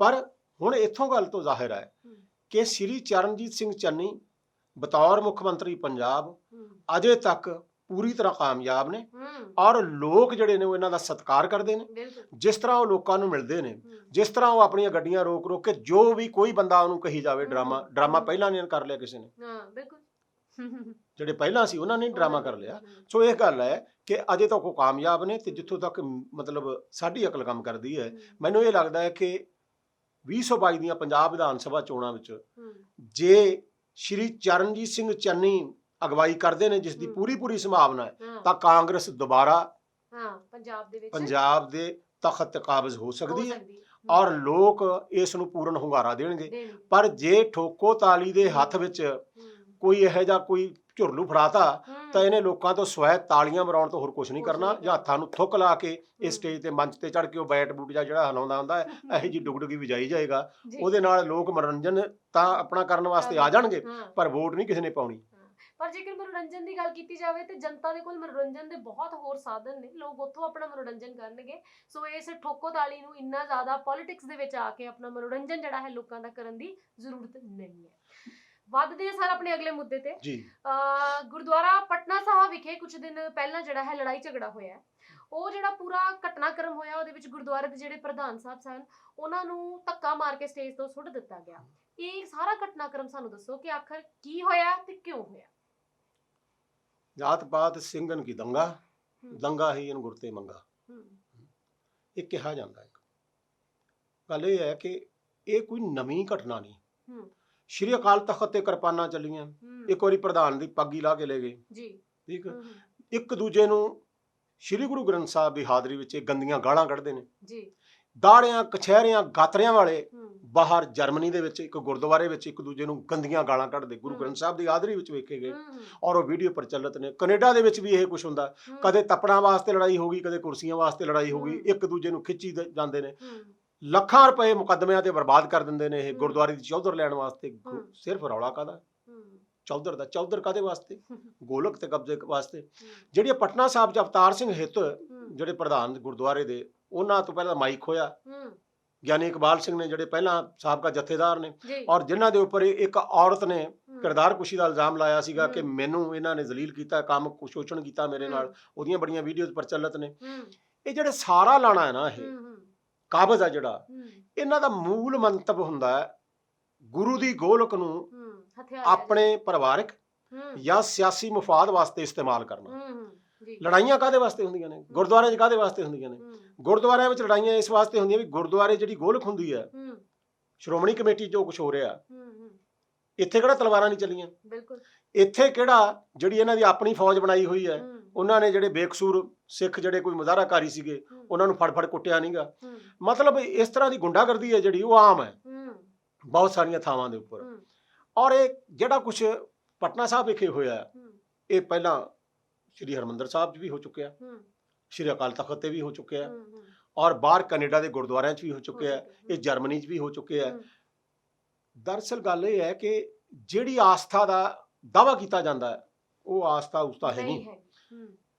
ਬਹੁ ਗਿਣਤੀ ਸਿੱਖਾਂ ਵਾਸਤੇ ਸਿਰਫ ਆਸਥਾ ਦਾ ਇੰਨਾ ਕੁ ਮਤਲਬ ਹੈ ਕਿ ਗੁਰਦੁਆਰੇ ਜਾਓ ਮੱਥਾ ਟੇਕੋ ਤੇ ਭੁੱਲ ਬਖਸ਼ਾ ਲਓ, ਪਾਪ ਕੱਟੇ ਜਾਣਗੇ ਹਨਾ, ਜਾਂ ਮਤਲਬ ਡੱਡ ਕਰੀ ਜਾਓ ਸਾਰਾ ਦਿਨ ਹਨਾ, ਜੋ ਕੁਝ ਕਿਹਾ ਹੈ ਪੱਲੇ ਨਾ ਬੰਨੋ। 10 ਗੁਰੂ ਸਾਹਿਬਾਨ ਹੋਏ, 11ਵੇਂ ਗੁਰੂ ਗ੍ਰੰਥ ਸਾਹਿਬ ਸਾਡੇ, ਗੁਰਤਾ ਗੱਦੀ 10ਵੇਂ ਪਾਤਸ਼ਾਹ ਨੇ ਸ਼੍ਰੀ ਗੁਰੂ ਗ੍ਰੰਥ ਸਾਹਿਬ ਨੂੰ ਦਿੱਤੀ, ਔਰ ਇਹੀ ਸਾਡੇ ਵਾਹਿਦ ਗੁਰੂ ਨੇ। ਕੋਈ ਬੂਬਨਾ ਸਾਡਾ ਗੁਰੂ ਨਹੀਂ, ਕੋਈ ਹੋਰ ਕਿਤਾਬ ਸਾਡਾ ਗੁਰੂ ਨਹੀਂ। ਠੀਕ, 11 ਗੁਰੂ ਜ਼ੋਰ ਲਾ ਹਟੇ। ਅੱਜ ਵੀ ਸਾਰਾ ਕੁਝ ਹੋ ਰਿਹਾ ਹੈ। ਸਿੱਖਾਂ ਚੋਂ ਜਾਤ ਪਾਤ ਖਤਮ ਨਹੀਂ ਹੋਈ, ਸਿੱਖਾਂ ਚੋਂ ਵੈਰ ਵਿਰੋਧ ਖਤਮ ਨਹੀਂ ਹੋਇਆ, ਸਿੱਖਾਂ ਚੋਂ ਮਾਇਆ ਦਾ ਲੋਭ ਖਤਮ ਨਹੀਂ ਹੋਇਆ, ਸਿੱਖਾਂ ਚੋਂ ਗੁਰੂ ਦੀ ਗੋਲਕ ਹੜੱਪਣ ਦੀ ਲਾਲਸਾ ਖਤਮ ਨਹੀਂ ਹੋਈ। ਠੀਕ, ਸ਼੍ਰੋਮਣੀ ਕਮੇਟੀ 'ਚ ਕੀ ਹੁੰਦਾ ਰਿਹਾ? ਇੱਕ ਸਾਧ ਨੂੰ ਮਾਫੀਨਾਮਾ ਦਿੱਤਾ ਗਿਆ, ਉਸ ਸਾਧ ਨੂੰ ਜਿਹੜਾ ਬਲਾਤਕਾਰੀ ਹੈ, ਜਿਹੜਾ ਮੁਸ਼ਟੰਡਾ ਹੈ, ਜਿਹੜਾ ਕਾਤਿਲ ਹੈ, ਉਸ ਨੂੰ ਜਦ ਮਾਫੀਨਾਮਾ ਦਿੱਤਾ ਗਿਆ ਤਾਂ ਸ਼੍ਰੋਮਣੀ ਕਮੇਟੀ ਨੇ 95 ਲੱਖ ਦੇ ਇਸ਼ਤਿਹਾਰ ਦਿੱਤੇ। ਔਰ ਜਦੋਂ ਕੋਈ ਸਿਆਸੀ ਰੈਲੀ ਹੋਈ ਕਿਸੇ ਵਿਸ਼ੇਸ਼ ਸਿਆਸੀ ਜਮਾਤ ਦੀ, ਉਦੋਂ ਕਰੋੜਾਂ ਰੁਪਏ ਸ਼੍ਰੋਮਣੀ ਕਮੇਟੀ ਨੇ ਖਰਚ ਕੀਤੇ। ਜਿਹੜਾ ਜਥੇਦਾਰ ਹੈ ਅਕਾਲ ਤਖਤ ਦਾ, ਉਹ ਜਿਹੜੇ ਲੋਕ ਸ਼੍ਰੀ ਗੁਰੂ ਗ੍ਰੰਥ ਸਾਹਿਬ ਦੀ ਬੇਅਦਬੀ ਲਈ ਜ਼ਿੰਮੇਦਾਰ ਨੇ, ਔਰ ਜਿਨ੍ਹਾਂ ਨੇ ਸ਼੍ਰੀ ਅਕਾਲ ਤਖਤ ਤੋਂ ਜਾਰੀ ਕਦੇ ਵੀ ਕਿਸੇ ਹੁਕਮਨਾਮੇ ਨੂੰ ਨਹੀਂ ਮੰਨਿਆ, ਔਰ ਜਿਹੜੇ ਰੋਮਾਂ ਦੀ ਬੇਅਦਬੀ ਕਰਨ ਵਾਲਿਆਂ ਨੂੰ ਸ਼੍ਰੋਮਣੀ ਕਮੇਟੀ ਦੇ ਪ੍ਰਧਾਨ ਬਣਾਉਂਦੇ ਰਹੇ, ਔਰ ਜਿਹੜੇ ਮਤਲਬ ਬਦ ਕਿਰਦਾਰ ਲੋਕ ਸੀਗੇ ਜਿਨ੍ਹਾਂ ਨੂੰ ਬਾਅਦ ਚੋਂ ਪੰਥ ਚੋਂ ਛੇਕਿਆ ਗਿਆ, ਉਹ ਸ਼੍ਰੋਮਣੀ ਕਮੇਟੀ ਦੇ ਉਹਨਾਂ ਬੰਦਿਆਂ ਵਰਗਿਆਂ ਨੂੰ ਤੁਸੀਂ ਮੈਂਬਰਾਨ ਬਣਾਇਆ, ਉਹਨਾਂ ਨੂੰ ਤਾਂ ਕਦੇ ਤਲਬ ਨਹੀਂ ਕੀਤਾ। ਜਦੋਂ ਸ਼੍ਰੀ ਅਕਾਲ ਤਖਤ ਦਾ ਜਥੇਦਾਰ ਜਦੋਂ ਉਤੋਂ ਉਹ ਚਾਬੀ ਭਰਦੇ ਨੇ ਕਿ ਹੁਣ ਤੂੰ ਭਾਈ ਚੋਣਾਂ ਨੇੜੇ ਆਉਣੀਆਂ ਨੇ, ਹੁਣ ਪੰਥ ਕਰੀ ਚੱਲ ਹਨਾ, ਕਿਉਂ ਲੋਕਾਂ ਨੂੰ ਹੁਣ ਤੁਸੀਂ ਧਰਮ ਦਾ ਨਾਮ ਲੈ ਕੇ ਵਰਗਲਾਓ। ਗੱਲ ਇਹ ਹੈ ਕਿ ਜਿਹੜੇ ਆਪਣੇ ਆਪ ਨੂੰ ਗੁਰੂ ਦੇ ਸੱਚੇ ਸਿੱਖ ਕਹਾਉਣ ਦਾ ਦਾਅਵਾ ਕਰਦੇ ਨੇ, ਮੈਂ ਉਹਨਾਂ ਤੇ ਬਿਲਕੁਲ ਵਿਸ਼ਵਾਸ ਨਹੀਂ ਕਰਦਾ। ਗੁਰੂ ਦੇ ਸੱਚੇ ਸਿੱਖ ਕੌਣ ਨੇ? ਮੈਂ ਵੀ ਆਪ ਗੁਰੂ ਦਾ ਜੇ ਕਹਾ ਮੈਂ ਸੱਚਾ ਸਿੱਖ ਹਾਂ ਤਾਂ ਫਿਰ ਮੇਰੇ ਵਰਗਾ ਝੂਠਾ ਕੋਈ ਨਹੀਂਗਾ।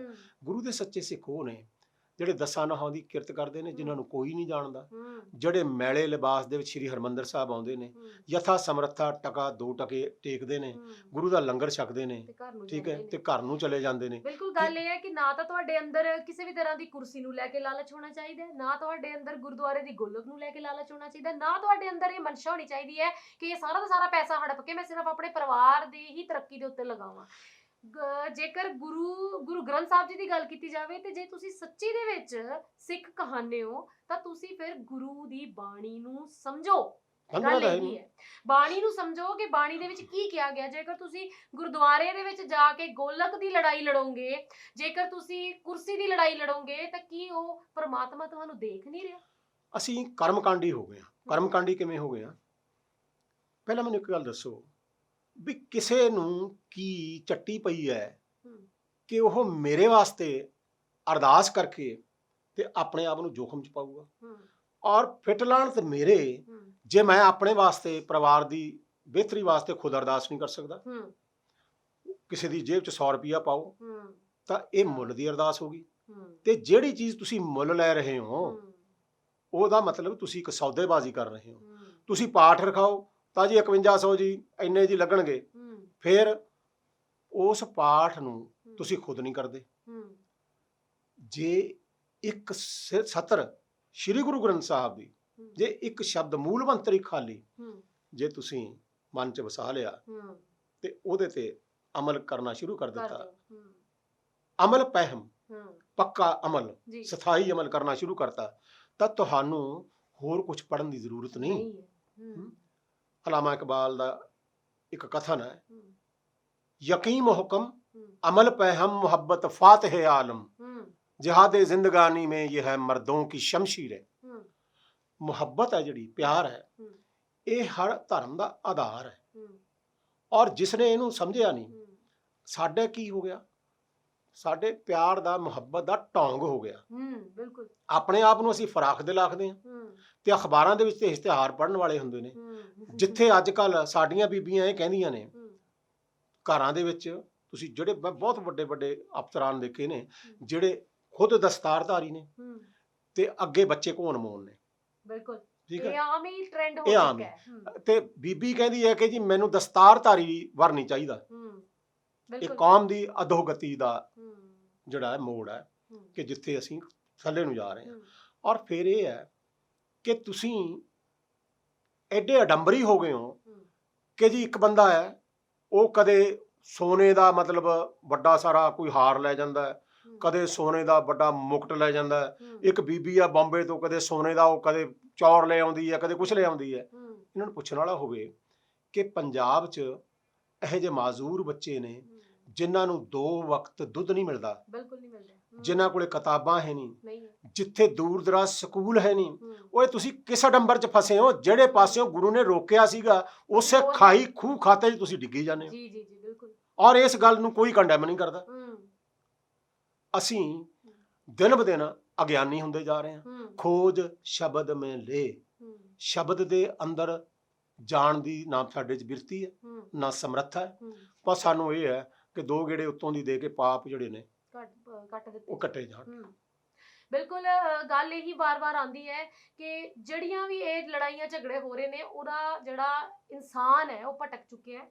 ਇਨਸਾਨ ਨੂੰ ਸਮਝਣਾ ਚਾਹੀਦਾ ਹੈ ਕਿ ਗੁਰੂ ਨੇ ਕੀ ਕਿਹਾ ਹੈ, ਗੁਰੂ ਗ੍ਰੰਥ ਸਾਹਿਬ ਦੇ ਵਿੱਚ ਕੀ ਲਿਖਿਆ ਹੈ।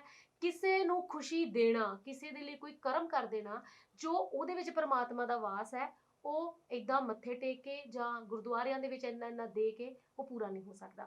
ਸੋ ਇਹੀ ਹੈ ਕਿ ਕਿਸੇ ਗਰੀਬ ਦੀ ਮਦਦ ਕੀਤੀ ਜਾਵੇ, ਕਿਸੇ ਨੂੰ ਐਜੂਕੇਟ ਕੀਤਾ ਜਾਵੇ ਜਿਹਨੂੰ ਬਹੁਤ ਜ਼ਰੂਰਤ ਹੈ, ਜਾਂ ਕਿਸੇ ਦੇ ਘਰ ਦੇ ਵਿੱਚ ਅਗਰ ਅੱਜ ਰੋਟੀ ਨਹੀਂ ਪੱਕੀ ਤਾਂ ਉਹਦੇ ਘਰ ਦੇ ਵਿੱਚ ਉਹਦਾ ਜਿਹੜਾ ਬੰਦੋਬਸਤ ਕੀਤਾ ਜਾਵੇ। ਇਹਦੇ ਵਿੱਚ ਪਰਮਾਤਮਾ ਦਾ ਵਾਸ ਹੈ।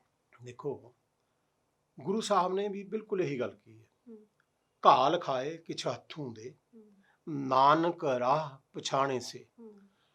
ਤੁਸੀਂ ਜੇ ਕਿਸੇ ਗਰੀਬ ਦੀ ਮਾਜ਼ੂਰ ਦੀ ਮਦਦ ਨਹੀਂ ਕਰ ਸਕਦੇ, ਮੈਂ ਗੁਰਦੁਆਰੇ ਦੇ ਅੰਦਰ ਮੱਥਾ ਟੇਕਣ ਨਾਲੋਂ ਇਹ ਵਾਜਬ ਸਮਝਦਾ ਵੀ ਜਿਹੜਾ ਗੁਰਦੁਆਰੇ ਦੇ ਬਾਹਰ ਗਰੀਬ ਰੋਟੀ ਦੀ ਤਰਸ ਰਿਹਾ, ਜਿਹਦੇ ਤਨ ਤੇ ਕੱਪੜੇ ਨਹੀਂ, ਜਿਹਦੇ ਪੈਰਾਂ ਦੇ ਵਿੱਚ ਜੁੱਤੀ ਨਹੀਂ ਗੀ, ਔਰ ਜਿਹੜਾ ਯਖ ਸਰਦੀ ਦੇ ਵਿੱਚ ਠੁਰ ਠੁਰ ਕਰੀ ਜਾਂਦਾ, ਉਸ ਦੀ ਮੈਂ ਕੋਈ ਇਮਦਾਦ ਕਰਾਂ। ਜੇ ਕੋਈ ਬੱਚੀ ਪੜ੍ਹ ਨਹੀਂ ਸਕਦੀ ਤੇ ਮੈਨੂੰ ਪਤਾ ਲੱਗੇ ਕਿ ਮੈਂ ਕਿਤੇ ਕੋਈ ਇਸ਼ਤਿਹਾਰ ਦੇਖਾਂ ਤਾਂ ਮੈਂ ਯਥਾ ਸਮਰੱਥਾ ਆਪਣੇ ਮਿੱਤਰਾਂ ਨੂੰ ਵੀ ਕਹਿਣਾ ਹੁੰਦਾ ਕਿ ਆਪਾਂ ਲੱਖ ਲਾਹਨਤ ਸਾਡੇ ਜਿਉਣ ਦੀ ਤੇ ਗੁਰੂ ਦੇ ਸਿੱਖ ਹੋਣ ਦੀ, ਅਸੀਂ ਜਿਹੇ ਜਿਹੇ ਵੀ ਹਾਂ। ਪਰ ਗੱਲ ਇਹ ਹੈ ਕਿ ਜੇ ਅੱਖਾਂ ਹੁੰਦਿਆਂ ਸੁਣਦਿਆਂ ਕੋਈ ਜ਼ੁਲਮ, ਕੋਈ ਲਾਚਾਰੀ ਅਸੀਂ ਵੇਖਦੇ ਹਾਂ ਤੇ ਕੁਝ ਨਹੀਂ ਕਰਦੇ, ਤਾਂ ਫੇਰ ਅਸੀਂ ਕੋਈ ਸਿੱਖ ਨਹੀਂ। ਜਿਵੇਂ ਨਿਹੰਗ ਸਿੰਘ ਕਹਿੰਦੇ ਨੇ ਨਾ ਜੀ, ਅਸੀਂ ਬੇਅਦਬੀ ਬਰਦਾਸ਼ਤ ਨਹੀਂ ਕਰਦੇ। ਇਹ ਤਾਂ ਕਿੰਨੇ ਦੇਰ ਤੋਂ ਕਰਦੇ ਆ ਰਹੇ ਨੇ, ਲਗਾਤਾਰ ਖੁਦ ਕਰ ਰਹੇ ਨੇ। ਜਿਹੜੇ ਆਪਣੇ ਪਿਤਾ ਦਾ ਫਰਮਾਨ ਨਹੀਂ ਮੰਨ ਰਹੇ, ਜਿਹੜੇ ਆਪਣੇ ਪਿਤਾ ਦਾ ਆਦੇਸ਼ ਨਹੀਂ ਮੰਨ ਰਹੇ ਔਰ ਆਪਣੇ ਪਿਤਾ ਦੇ ਬਰਾਬਰ ਕਿਸੇ ਹੋਰ ਨੂੰ ਲਿਆ ਕੇ ਬਿਠਾਈ ਜਾਂਦੇ ਨੇ, ਉਹ ਬੇਅਦਬੀ ਕਰਦੇ ਨੇ। ਇਹ ਸਾਰਾ ਕੁਝ ਜੋ ਕੁਝ ਹੋ ਰਿਹਾ, ਅਸੀਂ ਕਿੱਧਰ ਨੂੰ ਵਧ ਰਹੇ ਹਾਂ? ਅਸੀਂ ਇੱਕ ਪਤਨ ਵਾਲੇ ਪਾਸੇ ਵਧ ਰਹੇ ਹਾਂ ਔਰ ਅਸੀਂ ਦਿਨ ਬ ਦਿਨ ਕਰਮਕਾਂਡੀ ਹੋ ਰਹੇ ਹਾਂ। ਜੇ ਗੁਰੂ ਗ੍ਰੰਥ ਸਾਹਿਬ ਦਾ ਰਟਨ ਕਰਨ ਨਾਲ, ਪੜ੍ਹਨ ਨਾਲ, ਬਗੈਰ ਅਮਲ ਤੋਂ ਕੁਝ ਹਾਸਿਲ ਹੁੰਦਾ ਤਾਂ ਜਿੰਨੇ ਪਾਠੀ ਹੁੰਦੇ, ਜਿੰਨੇ ਪਾਠੀ ਪਾਠ ਕਰਦੇ ਆ ਦੁਨੀਆ ਭਰ ਦੇ ਗੁਰਧਾਮਾਂ ਦੇ ਵਿੱਚ, ਉਹ ਸਾਰੇ ਰੱਬ ਬਣੇ ਹੁੰਦੇ ਔਰ ਉਹ ਚਮਤਕਾਰ ਕਰ ਜਾਂਦੇ ਜਿਹੜਾ ਦੁਨੀਆ ਦਾ ਕੋਈ ਵੀ ਆਲਮ ਪੈਗੰਬਰ ਜਿਹੜਾ ਉਹ ਨਹੀਂ ਕਰ ਪਾਇਆ। ਸੋ ਸਰ ਗੱਲ ਕਰਦੇ ਹਾਂ ਆਪਣੇ ਆਹੀ ਪਟਨਾ ਸਾਹਿਬ ਦੀ, ਅਸੀਂ ਗੱਲ ਕਰ ਰਹੇ ਸੀ ਕਿ ਉੱਥੇ ਜਿਹੜੇ ਹੈ ਉਹਨਾਂ ਨੂੰ ਧੱਕਾ ਮਾਰ ਕੇ ਸੁੱਟ ਦਿੱਤਾ ਗਿਆ। ਸੋ ਇਹੀ ਗੱਲ ਹੈ ਕਿ ਕੁਰਸੀ ਦੀ ਲੜਾਈ ਜਾਂ ਗੋਲਕ ਦੀ ਲੜਾਈ ਦੇ ਵਿੱਚ ਇਹ ਵੀ ਨਹੀਂ ਵੇਖਿਆ ਜਾਂਦਾ ਕਿ ਇਹ ਗੁਰਦੁਆਰੇ ਦਾ ਪ੍ਰਧਾਨ ਹੈ, ਇਹਦੀ ਕੋਈ ਜਨਤਾ ਦੇ ਅੱਗੇ ਰਿਸਪੈਕਟ ਹੈ ਜਾਂ ਲੋਕ ਸਾਡੇ ਇਸ ਹਰਕਤ ਦੇ ਉੱਤੇ ਲੋਕਾਂ ਨੂੰ ਕੀ ਮੈਸੇਜ ਜਿਹੜਾ ਹੈ ਜਾਊਗਾ। ਸੋ ਇਸ ਗੱਲ ਦਾ ਜਿਹੜਾ ਹੈ ਵਿਚਾਰ ਬਿਲਕੁਲ ਵੀ ਨਹੀਂ ਕੀਤਾ ਜਾਂਦਾ, ਸਿਰਫ ਆਪਣੇ ਬਾਰੇ ਜਿਹੜਾ ਹੈ ਸੋਚਿਆ ਜਾਂਦਾ ਤੇ ਆਪਣੇ ਮਨ 'ਚ ਜੋ ਗੱਲ ਆਉਂਦੀ ਹੈ ਉਹੀ ਕੀਤੀ ਜਾਂਦੀ ਹੈ, ਜਿਹੜੀ ਕਿ ਇੱਕ ਸਮਾਜ ਨੂੰ ਗਲਤ ਦਿਸ਼ਾ ਦੇ ਰਹੀ ਹੈ। ਸੋ ਗੱਲ ਇਹੀ ਹੈ ਕਿ ਸਮਾਜ ਨੂੰ ਸਹੀ ਦਿਸ਼ਾ ਦੇਣ ਦਾ ਆਖਰਕਾਰ ਜ਼ਿੰਮੇਵਾਰੀ ਕਿਹਦੀ ਬਣਦੀ ਹੈ, ਪਰ ਅਸੀਂ ਦੇਖ ਕਿੱਦਾਂ ਰਹੇ ਹਾਂ, ਲੋਕਾਂ ਨੂੰ ਅਸੀਂ ਕਿਸ ਪਾਸੇ ਲਗਾ ਰਹੇ ਹਾਂ, ਲੋਕਾਂ ਦੇ ਮਨਾਂ ਦੇ ਵਿੱਚ ਅਸੀਂ ਕਿੱਦਾਂ ਦੀ ਭਾਵਨਾ ਪੈਦਾ ਕਰ ਰਹੇ ਹਾਂ। ਦੇਖੋ ਤੁਸੀਂ ਅਗਰ ਗੁਰਦੁਆਰੇ ਦੇ ਪ੍ਰਧਾਨ ਨੂੰ ਇਦਾਂ ਧੱਕਾ ਮਾਰ ਦੋਗੇ, ਸੁੱਟ ਦੋਗੇ, ਉਹਦੇ ਹੱਥੋਂ ਮਾਈਕ ਖਿੱਚ ਲਓਗੇ, ਲੋਕਾਂ ਦੇ ਮਨਾਂ ਦੇ ਵਿੱਚ ਕੀ ਵਿਚਾਰ ਆਉਣਗੇ? ਲੋਕਾਂ ਦੇ ਮਨਾਂ 'ਚ ਤਾਂ ਜੋ ਵਿਚਾਰ ਆਉਣਗੇ। ਤੁਸੀਂ ਆਪਣੇ ਘਰ ਦੇ ਬੱਚਿਆਂ ਨੂੰ ਕੀ ਸਿੱਖਿਆ ਦੇ ਰਹੇ ਹੋ? ਤੁਸੀਂ ਆਉਣ ਵਾਲੀਆਂ ਨਸਲਾਂ ਨੂੰ ਕੀ ਸੁਨੇਹਾ ਦੇ ਰਹੇ ਹੋ ਹੂੰ ਕਿ ਤੁਸੀਂ ਸ੍ਰੀ ਗੁਰੂ ਗ੍ਰੰਥ ਸਾਹਿਬ ਦੀ ਹਜ਼ੂਰੀ 'ਚ ਹੂੰ ਜੇ ਇਹੋ ਜਿਹਾ ਤਮਾਸ਼ਾ ਕਰਦੇ ਹੋ, ਹੂੰ ਪਹਿਲੀ ਗੱਲ ਤਾਂ ਇਹ ਹੈ ਕਿ ਤੁਸੀਂ ਸ੍ਰੀ ਗੁਰੂ ਗ੍ਰੰਥ ਸਾਹਿਬ 'ਚ ਵਿਸ਼ਵਾਸ ਹੀ ਨਹੀਂ ਕਰਦੇ। ਨਹੀਂ ਕਰਦੇ। ਔਰ ਇਹ ਸਿਰਫ ਮੈਂ ਤੁਹਾਨੂੰ ਪਹਿਲਾਂ ਵੀ ਦੱਸਿਆ ਇਹ ਕਹਾਣੀ ਕੋਈ ਅੱਜ ਹੀ ਨਹੀਂ ਹੋ ਰਹੀ, ਹੂੰ ਇਹ ਬਹੁਤ ਵਾਰੀ ਪਹਿਲਾਂ ਵੀ ਹੋ ਚੁੱਕੀ ਹੈ। ਹੂੰ ਗੁਰਦੁਆਰਿਆਂ ਵਿੱਚ ਸਿੱਖ ਲੜਦੇ ਨੇ, ਹੂੰ ਦਾੜਿਆਂ ਕਛਹਿਰਿਆਂ ਗਾਤਰਿਆਂ ਵਾਲੇ, ਮੈਂ ਫੇਰ ਰਿਪੀਟ ਕਰਦਾ, ਇੱਕ ਦੂਜੇ ਨੂੰ ਗੰਦੀਆਂ ਮਾਵਾਂ ਭੈਣਾਂ ਦੀਆਂ ਗਾਲਾਂ ਕੱਢਦੇ ਨੇ, ਹੂੰ ਔਰ ਔਰਤਾਂ ਉੱਥੇ ਕੋਸ਼ਿਸ਼ ਕਰਦੀਆਂ ਨੇ ਛੁਡਾਉਣ ਦੀ, ਹੂੰ ਉਹਨਾਂ ਨੂੰ ਚੱਕ ਚੱਕ ਪਾਸੇ ਮਾਰਦੇ ਨੇ, ਮਾਰਦੇ ਨੇ ਬਿਲਕੁਲ ਔਰ ਉੱਥੇ ਇਹ ਕੋਈ ਗੁਰੂ ਦਾ ਸਤਿਕਾਰ ਨਹੀਂ। ਨਹੀਂ ਹੈ। ਇਹਦਾ ਮਤਲਬ ਇਹ ਹੈ ਕਿ ਗੁਰੂ ਨੂੰ ਜਿਹੜਾ ਉੱਥੇ ਪ੍ਰਕਾਸ਼ ਕੀਤਾ ਹੋਇਆ ਗੁਰੂ ਦਾ, ਹੂੰ, ਉਹ ਸਿਰਫ ਕਾਹਦੇ ਵਾਸਤੇ ਕੀਤਾ ਹੋਇਆ? ਦਿਖਾਓ। ਉਹ ਇੱਕ ਦਿਖਾਵਾ ਹੈ। ਹੂੰ ਮੂਲ ਮੁੱਦਾ ਹੈ ਵੀ ਗੋਲਕ ਦੇ ਵਿੱਚ ਪੈਸੇ ਪਈ ਜਾਣ। ਹੂੰ ਟੋਰਾਂਟੋ ਦਾ ਹੂੰ ਇੱਕ ਗੁਰਦੁਆਰਾ ਬਹੁਤ ਵੱਡਾ, ਮੈਂ ਉਹਦਾ ਨਾਂ ਨਹੀਂ ਲਵਾਂਗਾ, ਹੂੰ ਉੱਥੇ ਮਤਲਬ ਮਸ਼ੀਨਾਂ ਲੱਗੀਆਂ ਨੇ ਨੋਟ ਗਿਣਨ ਵਾਲੀਆਂ, ਜੀ ਹੂੰ ਹੂੰ ਉੱਥੇ ਬੜੇ ਵੱਡੇ ਵੱਡੇ ਮਤਲਬ ਮਗਰਮੱਛ ਨੇ ਜਿਹੜੇ, ਹੂੰ ਉਹਨਾਂ ਨੂੰ ਮੈਂ ਮਿਲਿਆ ਖੁਦ ਜਾ ਕੇ। ਜੀ ਸ਼੍ਰੀ ਗੁਰੂ ਗੋਬਿੰਦ ਸਿੰਘ ਸਾਹਿਬ ਨੇ ਔਰੰਗਜ਼ੇਬ ਆਲਮਗੀਰ ਨੂੰ 2 ਖਤ ਲਿਖੇ ਸੀ, ਇੱਕ ਦਾ ਨਾਂ ਹੈ ਫਤਿਹਨਾਮਾ, ਇੱਕ ਦਾ ਨਾਂ ਹੈ ਜ਼ਫਰਨਾਮਾ। ਹੂੰ ਇਹ ਲਾਈਨਾਂ ਜ਼ਫਰਨਾਮੇ ਚ ਆਉਂਦੀਆਂ ਨੇ, ਹੂੰ ਕਮਾਲੇ ਕਮਾਲਾਤ ਕਾਇਮ ਕਰੀਮ ਰਜ਼ਾ ਬਖਸ਼ ਰਾਜ਼ ਕੁਰਿਹਾ ਕੋ ਰਹੀਮ ਅਮਾ ਬਖਸ਼ ਬਖਸ਼ੰਦੋ ਦਸਤਗੀਰ ਹੂੰ ਰਜ਼ਾ ਬਖਸ਼ ਰੋਜ਼ੀ ਦੇਹੋ ਦਿਲ ਪਜ਼ੀਰ। ਜੀ ਇਹ ਜ਼ਫਰਨਾਮੇ ਦੀ ਇਹ ਮਤਲਬ ਸ਼ੁਰੂਆਤ ਹੈ। ਜੀ ਉਸ ਤੋਂ ਪਹਿਲਾਂ ਜਿਹੜਾ ਖਤ ਲਿਖਿਆ ਫਤਿਹਨਾਮਾ, ਹੂੰ ਉਹ ਵੱਖਰੀ ਕਿਸਮ ਦੀ ਸ਼ੈਲੀ 'ਚ ਹੂੰ ਹੈ ਤਾਂ ਪਰਸ਼ੀਅਨ ਦੇ ਵਿੱਚ ਹੀ, ਪਰ ਜੀ। ਉਹਦੇ ਵਿੱਚ ਜਿਹੜਾ ਗੁਰੂ ਸਾਹਿਬ ਦਾ ਮਤਲਬ ਕਹਿ ਲਓ ਮਿਜ਼ਾਜ ਹੈ, ਹੂੰ ਉਹ ਬਹੁਤ ਗਰਮ ਹੈ। ਜੀ ਜੀ ਜੀ बनामे खुदा बंदे ते गो तबर खुदा बंदे तीरो सनानो सिपर खुदा बंदे मर्दान जंग आजमा खुदा बंदे अस्पान पादर हवा। ਇਹ ਉਹਦੀ ਮਤਲਬ ਸ਼ੁਰੂਆਤ ਹੈ। ਸ਼ੁਰੂਆਤ ਇਹ ਦੋਵੇਂ ਖਤ ਨੇ ਜਿਹੜੇ, ਇਹਨਾਂ ਤੇ ਅਸੀਂ ਇੱਕ ਫਿਲਮ ਬਣਾਈ ਸੀ। ਜੀ ਉਹ ਫਿਲਮ ਲੈ ਕੇ ਮੈਂ ਗੁਰਦੁਆਰੇ ਗਿਆ ਜੀ ਟੋਰਾਂਟੋ ਹੂੰ ਬਰੈਂਪਟਨ, ਉਹਨਾਂ ਨੂੰ ਜਾ ਕੇ ਫਿਲਮ ਦਿਖਾਈ। ਹੂੰ ਵੱਡੇ ਵੱਡੇ ਢਿੱਡ ਉਹਨਾਂ ਦੇ, ਐਡੇ ਐਡੇ ਪੱਟ ਉਹਨਾਂ ਦੇ, ਖਾ ਖਾ ਕੇ ਮਾਹਾਂ ਦੀ ਦਾਲ ਤੇ ਲੰਗਰ। ਹੂੰ ਕਹਿੰਦਾ ਇਹਦੇ ਚ ਹੈ ਕੀ? ਮੈਂ ਕਿਹਾ ਜੀ ਜਿਹੜਾ ਪਹਿਲਾ ਖਤ ਹੈ ਨਾ, ਇਹ ਗੁਰੂ ਸਾਹਿਬ ਨੇ ਔਰੰਗਜ਼ੇਬ ਨੂੰ ਲਿਖਿਆ, ਭਾਈ ਦਇਆ ਸਿੰਘ ਤੇ ਭਾਈ ਧਰਮ ਸਿੰਘ ਲੈ ਕੇ ਗਏ, ਔਰ ਇਹ ਦਸਤੀ ਖਤ ਸੌਂਪਿਆ ਗਿਆ, ਜ਼ੇਬੁਲ ਨਿਸਾ ਨੇ ਪੜ੍ਹ ਕੇ ਸੁਣਾਇਆ। ਔਰ ਇਸ ਖਤ ਦੇ ਵਿੱਚ ਗੁਰੂ ਸਾਹਿਬ ਦੇ ਮਤਲਬ ਇੰਨਾ ਗੁੱਸਾ ਚੜਿਆ ਹੋਇਆ ਨਾ, ਗੁਰੂ ਸਾਹਿਬ ਕਹਿੰਦਾ ਗੁੱਸਾ ਕਿਵੇਂ, ਗੁਰੂ ਸਾਹਿਬ ਨੂੰ ਕਿਵੇਂ ਗੁੱਸਾ ਆ ਗਿਆ? ਉਹ ਮੈਂ ਕਿਹਾ ਸਾਰੀ ਜ਼ਿੰਦਗੀ ਸ਼ਮਸ਼ੀਰ ਹੱਥ ਚ ਲੈ ਕੇ ਗੁਰੂ ਸਾਹਿਬ ਸਲਤਨਤ ਮੁਗਲੀਆਂ ਨੂੰ ਲਲਕਾਰਦੇ ਰਹੇ ਹੈ, ਔਰ ਬੰਦਾ ਬਹਾਦਰ ਨੂੰ ਤਿਆਰ ਕਰਕੇ ਉਹਨਾਂ ਨੇ ਵਜੀਦ ਖਾਨ ਦਾ ਨਾਮੋ ਨਿਸ਼ਾਨ ਮਿਟਾਤਾ, ਇੱਟ ਨਾਲ ਇੱਟ ਖੜਕਾਤੀ, ਤੇ ਬਗੈਰ ਰੋਹ ਤੋਂ ਹੀ ਹੋ ਗਿਆ। ਫਿਰ ਜੇ ਗੁਰੂ ਸਾਹਿਬ ਨੂੰ ਰੋਹ ਨਾ ਆਉਂਦਾ ਤਾਂ ਕਿਉਂ ਕਹਿੰਦੇ ਚੁੰਕਾਰ ਜ਼ਮਾ ਹੀਲ ਤੇ ਦਰਗੁਜ਼ਸ਼ਤ ਹਲਾਲ ਅਸਤ ਬੁਰਦਨ ਬ ਸ਼ਮਸ਼ੀਰ ਦਸਤ, ਕਿਉਂ ਕਹਿੰਦੇ? ਉਹੋ ਜੀ ਉਹਨਾਂ ਨੇ ਮਤਲਬ ਫਿਲਮ ਕਹਿੰਦੇ ਜੀ ਕੋਈ ਨਹੀਂ ਤੁਸੀਂ ਆ ਜਾਓ ਦਿਖਾ ਜਾਓ। ਜਿੱਦਣ ਗਏ ਉਹਨਾਂ ਨੇ ਕੋਈ ਕਿਸੇ ਗੁਰਦੁਆਰੇ ਉੱਥੇ, ਗੁਰਦੁਆਰੇ 'ਚ ਕੋਈ ਅਨਾਉਂਸਮੈਂਟ ਨਹੀਂ ਕੀਤੀ ਔਰ ਕਿਸੇ ਨੂੰ ਕੁਝ ਨਹੀਂ ਕਿਹਾ। ਜਦੋਂ ਅਸੀਂ ਗਏ ਉੱਥੇ, ਅਸੀਂ ਆਏ ਏਜੈਕਸ ਤੋਂ ਇੰਨੀ ਦੂਰੋਂ 250 ਕਿਲੋਮੀਟਰ ਦੂਰ, 2.5-3 ਘੰਟੇ ਦਾ ਸਫ਼ਰ ਕਰਕੇ, ਤੇ ਜਦੋਂ ਉੱਥੇ ਗਏ ਉੱਥੇ ਕੋਈ ਬੰਦਾ ਹੀ ਨਾ ਜੀ। ਤੇ ਮੈਂ ਉਹਨਾਂ ਨੂੰ ਪੁੱਛਿਆ, ਮੈਂ ਕਿਹਾ ਜੀ ਫਿਲਮ ਦਾ? ਉਹ ਭਾਈ ਅਸੀਂ ਸਾਨੂੰ ਯਾਦ ਨਹੀਂ ਰਿਹਾ। ਤੇ ਜੇ ਮੈਂ ਉਹਨਾਂ ਨੂੰ ਇਹ ਕਹਿੰਦਾ ਨਾ ਜੀ ਮੈਂ $1 ਲੱਖ ਦੇਣਾ ਹੈ, ਤੇ ਉਹ ਸਾਰੇ ਮੇਰੇ ਮਗਰ ਪੁੱਛਾਂ ਲਾ ਕੇ ਤੁਰੇ ਫਿਰਦੇ। ਠੀਕ ਹੈ, ਜਦੋਂ ਸਾਡੀ ਮਾਨਸਿਕਤਾ ਇਸ ਗੱਲ ਤੇ ਖੜੀ ਹੈ, ਪੈਸੇ ਤੇ ਜਦੋਂ ਸਾਨੂੰ ਇਹ ਹੈ ਵੀ ਲੱਕੜਾਂ ਤੇ ਤਾਂ ਹੋਰ ਤੁਰਨਗੇ ਤੇ ਅਸੀਂ ਸਣਦੇ ਹੀ ਉੱਤੇ ਜਾਵਾਂਗੇ, ਇਹ ਭਰਮ ਜਿੰਨੀ ਦੇਰ ਤੱਕ ਦੂਰ ਨਹੀਂ ਹੁੰਦਾ, ਉਨੀ ਦੇਰ ਤੱਕ ਜਿਹੜੀ ਆਹ ਬੁੱਧੀ ਭ੍ਰਸ਼ਟ ਹੋਈ ਹੈ ਨਾ, ਇਹ ਠੀਕ ਨਹੀਂ ਹੋ ਸਕਦੀ। ਸੋ ਇਸ ਦੇ ਨਾਲ ਹੀ ਹੁਣ ਗੱਲਾਂ ਬਾਤਾਂ ਤਾਂ ਹੋਰ ਵੀ ਬਹੁਤ ਨੇ, ਪਰ ਕਰਾਂਗੇ ਹੁਣ ਕੱਲ, ਕਿਉਂਕਿ ਕੱਲ ਦਾ ਚੰਗੇਰ ਪ੍ਰੋਗਰਾਮ ਵੀ ਹੋਵੇਗਾ ਇਸੇ ਤਰ੍ਹਾਂ ਹੀ ਕੁਝ ਖਾਸ। ਸੋ ਤੁਸੀਂ ਜੁੜੇ ਰਹਿਣਾ HSN TV ਦੇ ਨਾਲ। ਫਿਲਹਾਲ ਸਾਨੂੰ ਯਾਨੀ ਕਿ ਸਰ ਬਲਜੀਤ ਸਿੰਘ ਨੂੰ ਤੇ ਮੈਨੂੰ ਸ਼ੀਤਲ ਠਾਕੁਰ ਨੂੰ ਦਿਓ ਇਜਾਜ਼ਤ। ਸਤਿ ਸ਼੍ਰੀ ਅਕਾਲ। ਸਤਿ ਸ਼੍ਰੀ ਅਕਾਲ, ਧੰਨਵਾਦ।